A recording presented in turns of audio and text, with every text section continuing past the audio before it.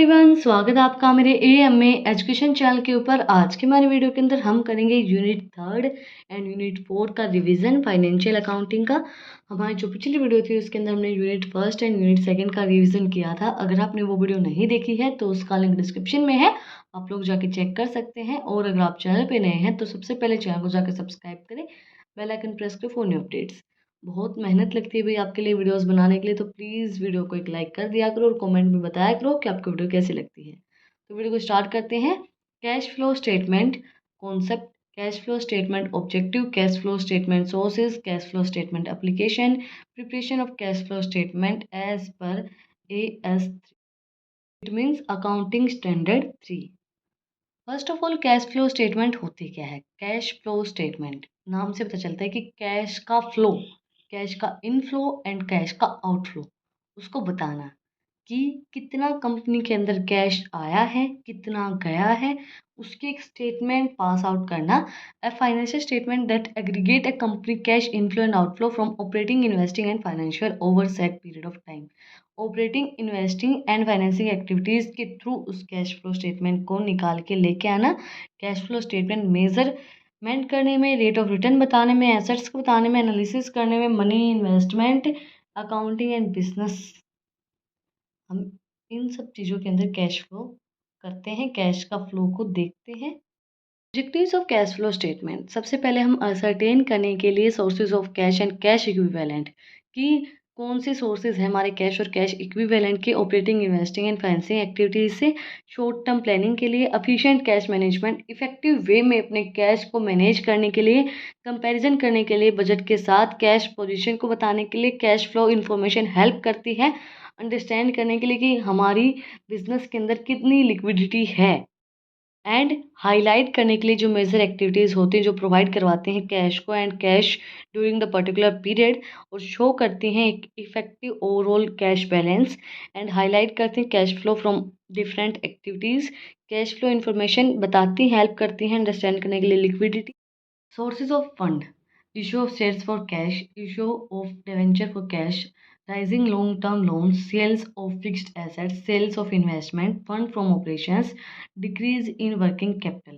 ये हमारे सोर्सेज हैं जहाँ से हमें कैश मिलता है। Issue of share for cash अगर हम करेंगे तो कैश हमें मिलेगा, एंड डेवेंचर इशू करेंगे, राइजिंग करेंगे हम लॉन्ग टर्म जो हमारे लोन होते हैं, फिक्स्ड एसेट्स सेल कर देंगे इन्वेस्टमेंट को, फंड ऑपरेट करेंगे एंड डिक्रीज कर देंगे वर्किंग कैपिटल को। इंपॉर्टेंस और uses of cash flow statement useful है शॉर्ट टर्म फाइनेंशियल प्लानिंग के लिए। जब भी हमें कोई भी शॉर्ट टर्म फाइनेंशियल प्लानिंग करनी होती है तो उसके लिए हमें इंफॉर्मेशन प्रोवाइड करवाता है और उसके लिए यूजफुल रहता है।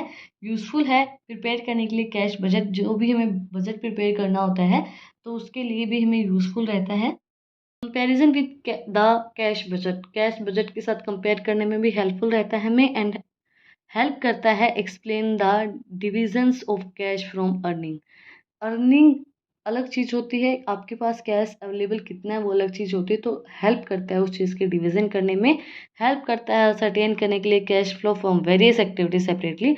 जो बहुत सी एक्टिविटीज़ होती हैं जैसे हमारी ऑपरेटिंग, इन्वेस्टिंग, फाइनेंसिंग एक्टिविटी, उन एक्टिविटीज़ से जो भी असरटेन करने के लिए कि कितना कैश फ्लो हुआ है सेपरेटली उन एक्टिविटीज़ से हमें बताता है। And best for the meningeal decision, हमें ये हेल्प करता है, जनरल रूल है ये फिक्स्ड एसेट्स के लिए कि purchase from funds rise from the long term sources and like issue of shares, debenture, loans from etcetera. ये जनरल रूल होते हैं फिक्स्ड एसेट्स के लिए जो मैनेजियल डिसीजन लेने में हमें हेल्प करते हैं। यूजफुल टू आउटसाइडर, आउटसाइडर के लिए यूजफुल रहता है। कैश फ्लो स्टेटमेंट हेल्प करता है इन्वेस्टर को, debenture holder, bankers and lender को सप्लाई करने के लिए credit etcetera. Limitations of cash flow statement, सबसे पहले हमारे note suitable for judging the liquidity, ये सुटेबल नहीं है जजिंग द लिक्विडिटी। क्यों सुटेबल नहीं है? क्योंकि ये फिर ट्रू पिक्चर शो नहीं करता है फर्म की, because liquidity does not depends upon the cash loan, क्योंकि जो लिक्विडिटी है वो कैश के ऊपर ही डिपेंड नहीं होती है। Possibility of window dressing, the possibility of window dressing is higher in the case of cash position in the comparison of the working capital position of the firm. जब अपने working capital निकालते हैं firm की तो उस time पे ये possibility हो सकती है कि विंडो ड्रेसिंग हो। Then it ignores non cash transaction, ये जो है ये नॉन कैश जो ट्रांजेक्शन्स होती हैं उनको इग्नोर करते हैं। and it ignores the accrual concept of accounting. It is prepared on the basis of, hence ignores one of the basic concept in accounting, namely accrual concept. Accounting जो होता है वो एक्रूअल कॉन्सेप्ट होता है, उस चीज़ को इग्नोर करते हैं. No substitute for an income statement, ये सब्सटीट्यूट नहीं है इनकम स्टेटमेंट के लिए. जो कैश फ्लो स्टेटमेंट होता है सब्सटीट्यूट नहीं है इनकम स्टेटमेंट के लिए. Which note accounts both cash and non cash items, क्योंकि इसके अंदर सिर्फ कैश के आइटम होते हैं, बट इनकम जो हमारे स्टेटमेंट होते हैं उसके अंदर नॉन कैश आइटम्स भी होते हैं. हिस्टोरिकल इन नेचर होता है. कैश फ्लो स्टेटमेंट प्रिपेयर जब हम करते हैं on the basis of two comparative balance sheet and past year की जो होती हैं, पास्ट ईयर की कंपेरेटिव बैलेंसेस हम इसके अंदर देखते हैं, तो वो जो होता है वो हिस्टोरिकल इन नेचर होता है. नेक्स्ट है classification of business activities as per accounting standard 3 showing cash inflow and cash outflow. सबसे पहले ऑपरेटिंग एक्टिविटीज़ है हमारी. कैश इनफ्लो क्या होगा? Cash sale, cash received from the royalty and communication, cash received from debtors, trade receivables. Cash outflow के अंदर क्या आएगा? Cash purchase, cash paid to the creditor, trade payables, payment of operating expenses like wages and salary, office and selling expenses, etc., payment of income tax. Then cash inflow in the case of financial companies. Financial companies के अंदर cash inflow क्या होगा? इसके अंदर है interest and dividend received in the cash pursued from the sales of securities, loan and advance repaid by third parties. Cash outflow in the case of financial companies, interest paid in the case, and payment for the purchase of securities, loan and advance to the third party. इसके बाद है investing activities के अंदर cash inflow है हमारा proceeds from sales of fixed assets, pursuit from sales of non current investment, interest received on debenture. Cash outflow हमारा purchase of fixed assets, purchase of non current investment. है financing activity. Cash inflow है इसके अंदर proceeds from issues of share in cash, proceeds from issues of debenture in cash, loan raised and long term short term जो हमारे होते हैं increase in the balance of bank overdraft और cash credit. Cash outflow है हमारा payment for buy back, payment for the redemptions of preference share, payment for the redemptions of debenture, payment for the loan, long term and short term, payment for the dividend, payment of interest or long term and short term loans, payment of interest on bank overdraft, payment of primary expenses including share and issue expenses, and decrease in the balance of bank overdraft or cash credit. इसके बाद है cash flow statement from the year and. Indirect method की help से हम इसको करेंगे. तो cash flow from operating activities है हमारा. सबसे पहले हम नेट प्रॉफिट बिफोर टैक्स यहाँ पे लिखेंगे. देन जो एडजस्टमेंट होंगी non cash and non operating items की, वो कौन सी होंगी? ऐड करेंगे हम इसके अंदर depreciations, preliminary expenses on and this issue of debenture, returns of goodwill, patents and trademark, and interest paid on the short term and long term borrowings, interest paid on the bank overdraft, loss on sale of fixed assets. Less इसके अंदर से हम क्या करेंगे? Interest income and dividend income, rental income, profit on sale of fixed assets, operating profit before working capital change हमारा निकल आएगा. Then add करेंगे हम इसके अंदर decrease in current assets and increase in current liability. करेंगे increase in current assets and decrease in current liability and cash generated from operating activities हमारा निकल आएगा. उसके बाद हम उसके अंदर से लेस करेंगे income tax paid, net of tax refund receive जो हमें हुआ है, तो हमारा net cash from operating activities निकल आएगा. इसके बाद है cash flow from investing activities क्या होगा? Pursuit from sales of tangible assets of fixed assets, pursuit from sale of intangible assets from fixed assets like goodwill, pursuit from sale of non current investment, interest and dividend received, rent received, purchase of tangible fixed assets, purchase of intangible fixed assets like goodwill, purchase of non-current investment. जो हमने purchase की हैं tangible assets, intangible assets and non current investment, ये सब minus होंगी, and जो ऊपर हमने सेल की हैं ये सब प्लस होंगी. देन हमारा net cash from investing activities निकल आएगा. इसके बाद है cash flow from financing activities. Pursuit from issue of share and debenture, pursuit from long term borrowings, pursued from short term borrowings, increase in the balance of bank overdraft and cash credit, decrease in the balance of bank overdraft and cash credit, final dividend paid, interim dividend paid, interest paid on boring, जो हमारा bank overdraft and cash credit है वो minus होगा। Final dividend paid minus होगा, जो चीज़ें हमने पे की हैं। इंटरिम डिविडेंड हमने पे किया वो माइनस होगा। इंटरेस्ट पे किया हमने short term and long term borrowing के ऊपर, वो भी माइनस होगा। इंटरेस्ट पे किया हमने बैंक ओवरड्राफ्ट के ऊपर, वो भी माइनस होगा। रीपेमेंट की है लोन की, वो भी माइनस होगी। रिडम्पशंस ऑफ डिवेंचर अगर हमने किए हैं तो वो भी माइनस होंगे। तो उस टाइम पे हमारा निकल आएगा net cash from financing activity. Then net increase in the cash and cash equivalent हम किस तरीके से निकालेंगे, जो हमारी ऑपरेटिंग एक्टिविटीज़ हैं plus investing activities plus financing activities, तो हमारा net increase in cash and cash equivalent निकल आएगा। इसके बाद ऐड करेंगे हम इसके अंदर cash and cash equivalent in the beginning, जो हमें बिगनिंग के अंदर मिला था। तो हमारा cash and cash equivalent at the end of the year हमारा निकल आएगा। लास्ट बट नॉट लीस्ट हमारा calculation of net profit before tax हम किस तरीके से निकाल सकते हैं। सबसे पहले net profit of the current year हम लिखेंगे। इसके अंदर हम ऐड करेंगे ट्रांसफ़र टू रिजर्व्स, जो हमारे सारे रिजर्व्स हैं, all transfer to reserves from the balance of the statement of profit and loss, pursued dividend of previous year, interim dividend paid during the year and provision for the tax made during the current year.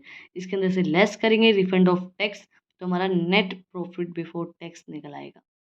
इसी के साथ third unit का जो revision है वो complete हो गया है। अब स्टार्ट करते हैं फोर्थ यूनिट को। वही वीडियो बनाने में बहुत मेहनत लगती है, तो प्लीज़ एक लाइक करने में आपको कुछ भी नहीं लगेगा, एक उंगली रखनी है उसके ऊपर, तो प्लीज़ एक लाइक कर दिया करो। तो स्टार्ट करते हैं यूनिट 4 को, emerging accounting practices. Emerging accounting practices, inflation accounting, human resource accounting, value added accounting, responsibility accounting, transfer pricing, concepts and method, social and environmental accounting, ये हमारे टॉपिक्स हैं, तो इनको हम रिवाइज करते हैं। First of all inflation accounting क्या होती है। इन्फ्लेशन अकाउंटिंग एक स्पेशल टेक्निक होती है जो यूज़ की जाती है factors of the impact ensurings of the pamphleting and cost of goods in the same regions of the world have on the reported figures of international companies financial statement are adjusted according to the price index rather than the relying solely on the cost of accounting basic and the point of clear pictures of the firm financial position in the inflationary environment. This method is also sometimes refers to as a price level accounting. ये हमें एक पूरी figure show करती है, price index कितना है उस चीज़ को शो करती है, कितना चीज़ों के अंदर गिरावट आई है, कितना बढ़ा है, कितना बढ़ते हैं, कितना घटते हैं, उस चीज़ के अंदर वो जो चीज़ होती है वो चीज़ हमें इन्फ्लेशन अकाउंटिंग शो करती है। इन्फ्लेशन का मतलब क्या होता है कि कितनी गिरावट और कितनी बढ़ो, मतलब इन्फ्लेशन कितना हुआ है, एक प्राइस के अंदर कितनी गिरावट आई है, कितनी बढ़ा है, उस चीज़ को शो करने के लिए इन्फ्लेशन अकाउंटिंग यूज़ की जाती है। एक स्पेशल टेक्निक होती है ये। How inflation accounting works. When a company operating in the countries where there is a significant amount of price influence in deflation, historical information and financial statement is no longer relevant.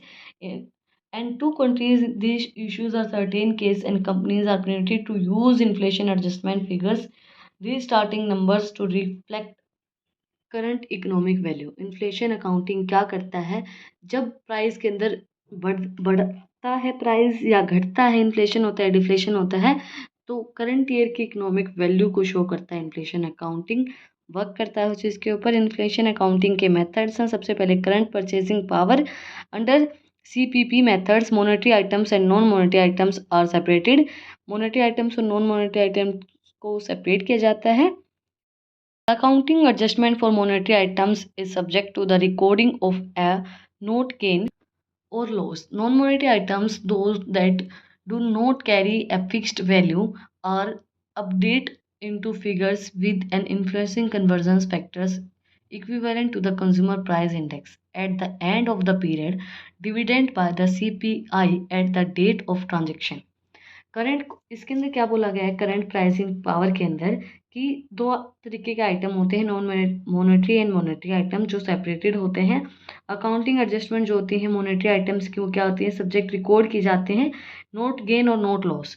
But non monetary items क्या होते हैं, इसके अंदर update की जाते हैं figures, influence जो होते हैं कन्वर्जन से and equivalent consumer price index से, and of the period divide की जाते हैं CPI at the date of transaction. Then current cost accounting.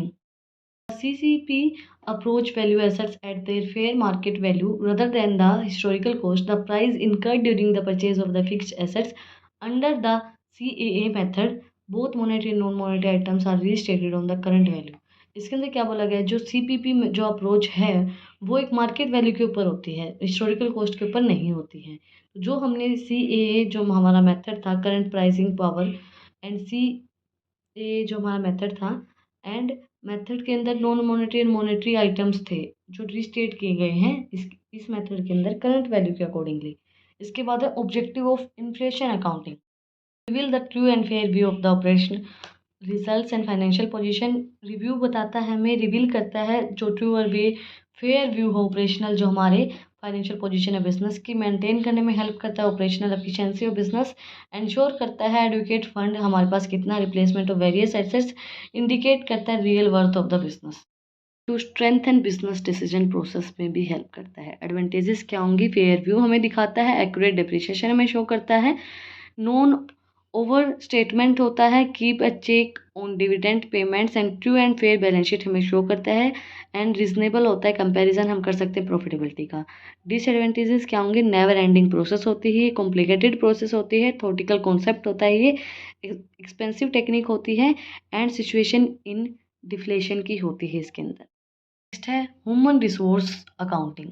HRA is the process of identify reporting investment, कि कितनी हमने इन्वेस्टमेंट की है, मेड ऑफ ह्यूमन रिसोर्सेज, कि हमने लोगों के अंदर जैसे जो हमारी ट्रेनिंग होती है और जो जैसे प्लेसमेंट होती है, रिक्रूटमेंट होता है, उसके अंदर हमने कितनी इन्वेस्टमेंट की है, वो चीज़ को देखना, उस चीज़ को एनालाइज करना। It is an expanse of accounting principle, ये एक्सटेंशन होते हैं एक अकाउंटिंग प्रिंसिपल के। इसका ऑब्जेक्टिव क्या होता है, फर्निश करना cost of value of information जो हमारी है, एक प्रॉपर वे के अंदर, इफेक्टिव मैनेजमेंट के अंदर डिसीजन लेना, एक्यूरेंट एंड एलोकेटिंग का, एंड डेवलप करना, maintain human resources, and achieve करना cost of effective organisational objective, and to monitor effectively the use of human resources by management. Monitor अगर हम अच्छे से मॉनिटर करना है तो इसीलिए हम यूज़ करते हैं, मैनेजमेंट ह्यूमन रिसोर्सेज का यूज़ करती है ताकि इफेक्टिवली हम उन चीज़ों को मॉनिटर कर पाएँ, and to have analysis of human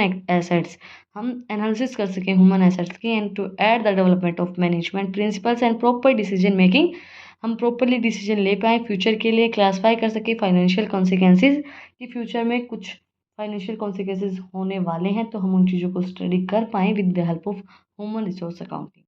resource accounting के अंदर 2 मेथड हमें दिए गए हैं, cost approach and value approach. Cost approach के अंदर है acquisitions of cost and replacement of cost. Value approach के अंदर है present value, value of the organisation, and expansion value. सबसे पहले हमारे कॉस्ट अप्रोच, ये जो अप्रोच है इसको हम एक्विजिशंस कॉस्ट मेथड भी बोल सकते हैं। ये जो मेथड होता है ये हेल्प करता है मेज़र करने के लिए ऑर्गेनाइजेशन की कितनी इन्वेस्टमेंट है एम्प्लॉयज़ के अंदर। 5 इसके अंदर पैरामीटर्स दिए गए हैं जिसके थ्रू ये मेज़र करता है, recruitment, acquisitions, formal trainings and formalisations, informal trainings and formalisation, and experience and development.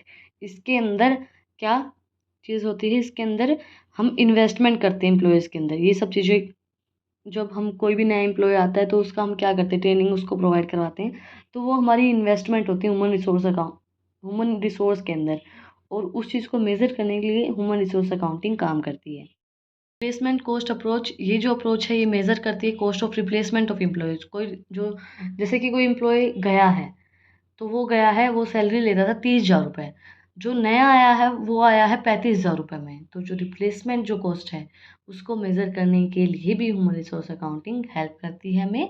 And acquisition cost एक प्रोसेस होती है जहाँ पे one of the corporate entity acquiring करती है, कंट्रोल करती है कॉर्पोरेट एंटिटी को, परचेज करते हैं stock and some other methods.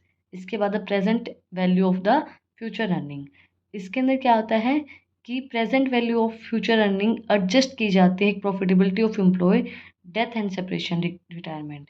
मतलब कि प्रेजेंट वैल्यू हमने जैसे कुछ लगाई तो हम ये सोचते हैं कि जब तक ये इंसान मर नहीं जाएगा ये यहाँ काम करेगा, तो जब तक वो रिटायर नहीं हो जाता, डेथ नहीं हो जाती, और या फिर सेपरेट नहीं हो जाता, तो प्रेजेंट वैल्यू फ्यूचर अर्निंग हम उसकी पहले ही कैलकुलेट कर लेते हैं।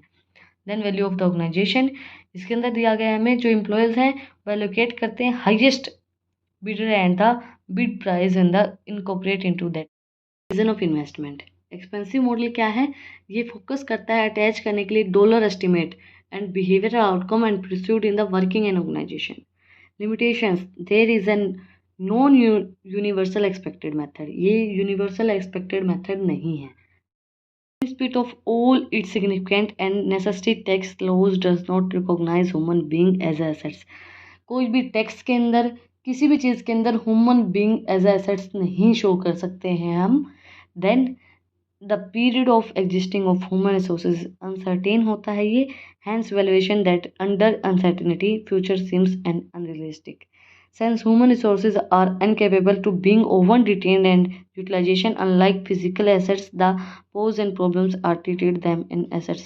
देखो, हमने कोई सर्विस प्रोवाइड करवाई, वो हम शो तो नहीं कर सकते ना. तो एम्प्लॉयर्स को हमने ट्रेनिंग प्रोवाइड करवाई, वो हम शो नहीं कर सकते हैं. तो ये जो हम प्रोवाइड करवाते हैं ह्यूमन रिसोर्स के थ्रू, उसको हम मेज़र तो फिर भी कर लेंगे कि हमने भाई ट्रेनिंग में इतना पैसा लगा दिया, बट हम उस चीज़ को देख तो नहीं सकते कि इसने ट्रेनिंग प्रोवाइड करवाई या नहीं करवाई. उसको वो दिखा तो नहीं सकता कि मैंने देखो ये ट्रेनिंग प्रोवाइड करवाई है. मतलब शो कर सकता है, वो उसको काम करवा के उनको दिखा सकता है, बट वो ना करके दिखाए, है ना, हो सकता है ना वो चीज़. नेक्स्ट है social accounting, process of communicating the social effective of organisation economic actions up to the society. Process है एक सोशल अकाउंटिंग जो कम्युनिकेट करती है सोशल इफेक्टिव, जो ऑर्गेनाइजेशन इफेक्ट करती है सोशल जो चीज़ें होती है हमारी इकोनॉमिक एक्शन है सोसाइटी के अंदर. सोशल अकाउंटिंग एक एप्लीकेशन होती है जो double entity and book keeping to social economic analysis के अंदर होती है. फीचर्स ऑफ सोशल अकाउंटिंग क्या होंगी? सोशल अकाउंटिंग एक कंपनी सोशल रिस्पॉन्सिबिलिटीज़ को बताती है कि कंपनी की क्या सोशल रिस्पॉन्सिबिलिटीज़ हैं सोसाइटी के लिए. सोशल अकाउंटिंग रिलेट करती है सोशल रिसोर्सेज के अंदर, हेल्प करती है यूज़ करने के लिए. एंड सोशल अकाउंटिंग एम्फेसिस करती है रिलेशनशिप बनाने के लिए कि फर्म और सोसाइटी के बीच में क्या रिलेशनशिप है. कि जैसे कोई भी आपने फर्म खोल रखी है तो उनकी एक सोशल रिस्पॉन्सिबिलिटी भी बनती है. सबसे मेन सोशल रिस्पॉन्सिबिलिटी क्या बनती है कि ट्रू एंड फेयर वे में वो टैक्स दें गवर्नमेंट को.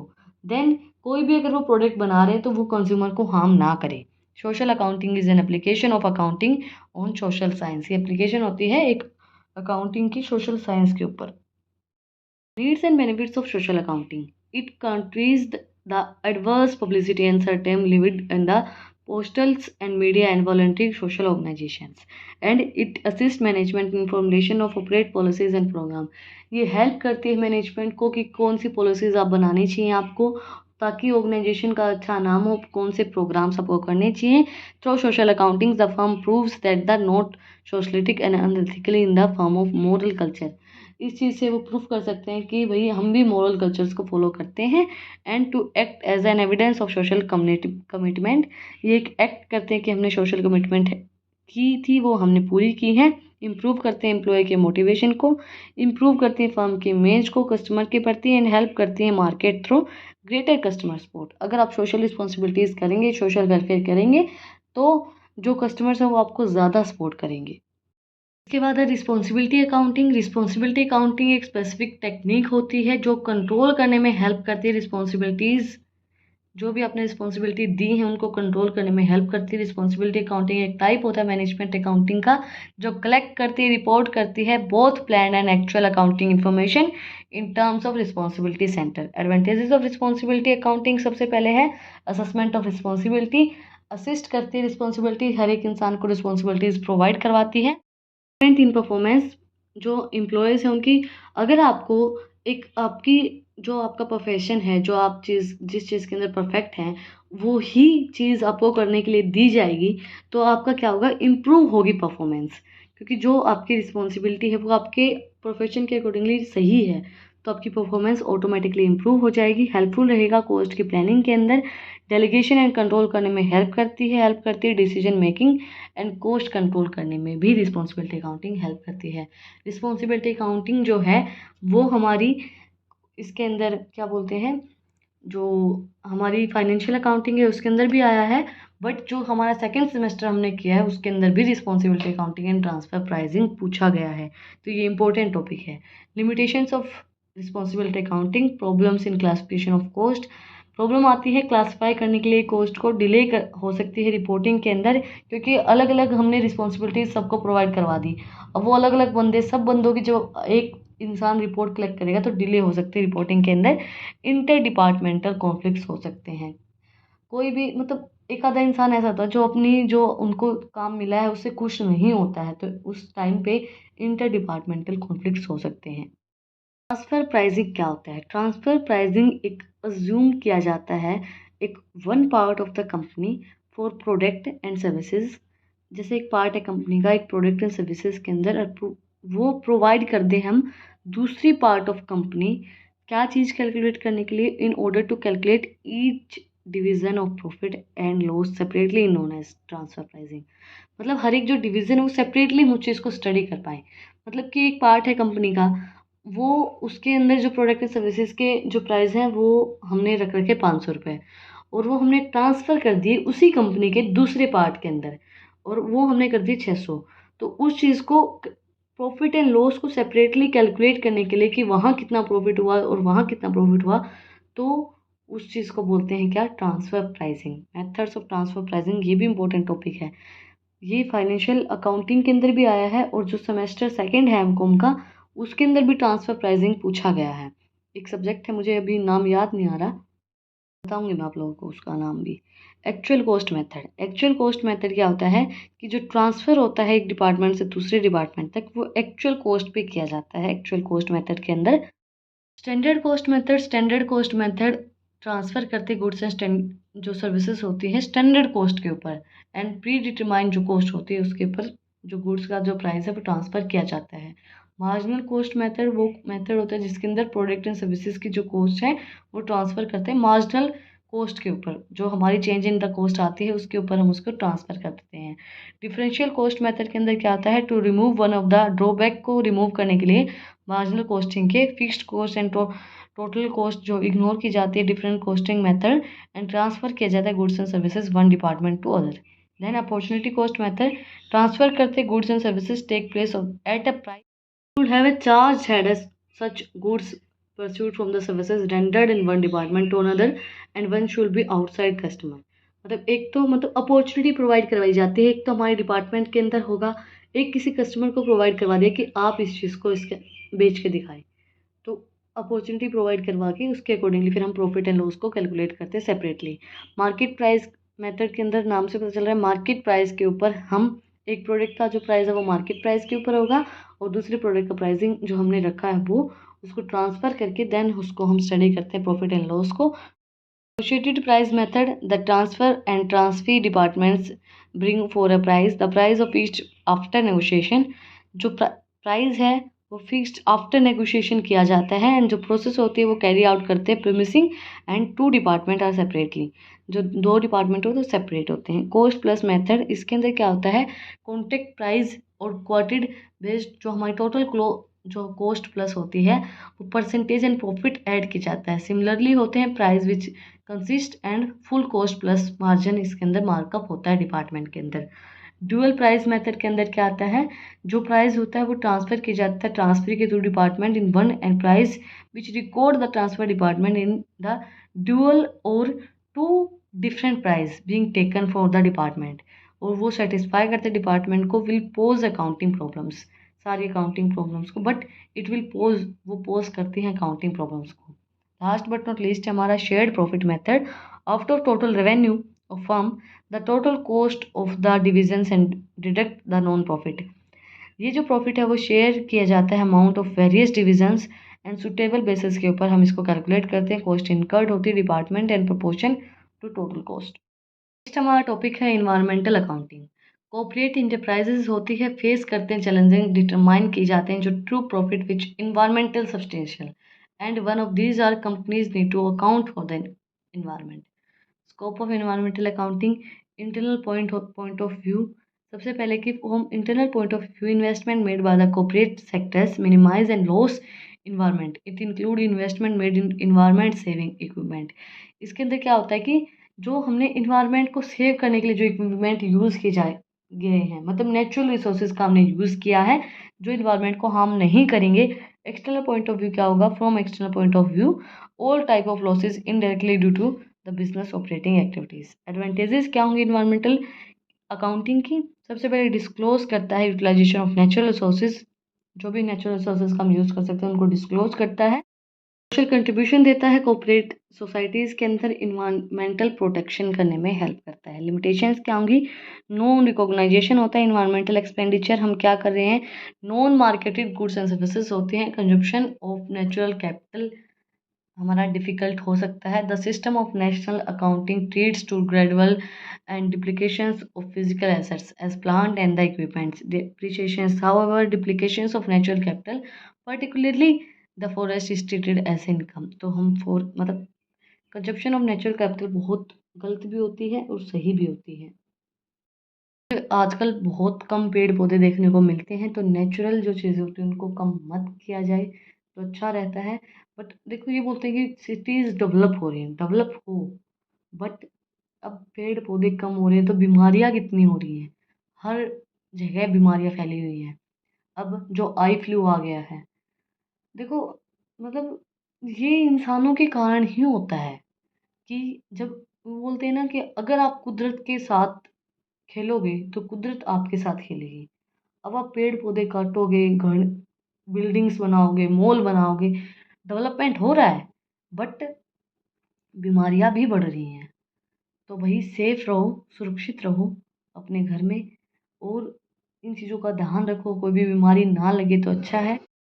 तो इतना ही कहना चाहूँगी कि भाई जो भी करो वो अपना आगे का सोच के हमें करना चाहिए कि फ्यूचर में क्या चीज़ हो सकती है हमारे साथ। जैसे बहुत से बच्चे पानी को वेस्ट करते हैं, लेकिन फ्यूचर में अगर नहीं मिला तो वो चीज़ प्रॉब्लम फेस करनी पड़ सकती है। तो वही चीज़ है, अगर आप पेड़ पौधे काटोगे तो फिर जैसे नोटबुक हैं वो भी वहीं से बनती हैं, हर चीज़ वहीं से बनती है। हम जैसे दरवाजे लगाते हैं वो भी काठ से बनते हैं, पेड़ पौधों से बनते हैं। तो इन्वायरमेंट को सेव करो, अगर आप इन्वायरमेंट को सेव करोगे तो आपकी लाइफ को आप सेव कर रहे हो, ये सच्चाई है। नेचुरल जो एयर होती है ना वो बहुत अच्छी होती है शरीर के लिए। ठीक है, मैं बस इतना ही कहना चाहूँगी। इसी के साथ हमने यूनिट 3 एंड यूनिट 4 का जो रिवीजन वो कंप्लीट कर लिया है। अगर आपको मेरी आज की वीडियो पसंद आई तो आप लोग को पता ही क्या करना है, कमेंट सेक्शन में मुझे बताना है कि आपकी वीडियो कैसी लगी। कोई भी डाउट है वो भी आप लोग कमेंट सेक्शन में मुझसे पूछ सकते हैं, और अगर आपको और भी किसी सब्जेक्ट के नोट्स चाहिए तो आप लोग मुझे मैसेज करके बता सकते हैं, कमेंट करके बता सकते हैं कि मैम आप इस सब्जेक्ट के हमें नोट्स प्रोवाइड करवाइए, तो मैं आपको ज़रूर प्रोवाइड करवाऊँगी। और अगर आपको इन टॉपिक्स की पीडीएफ चाहिए तो टेलीग्राम चैनल का लिंक भी डिस्क्रिप्शन में है, आप उसको भी आगे सब्सक्राइब कर सकते हैं। Like share and subscribe my channel. Thank you for watching my video.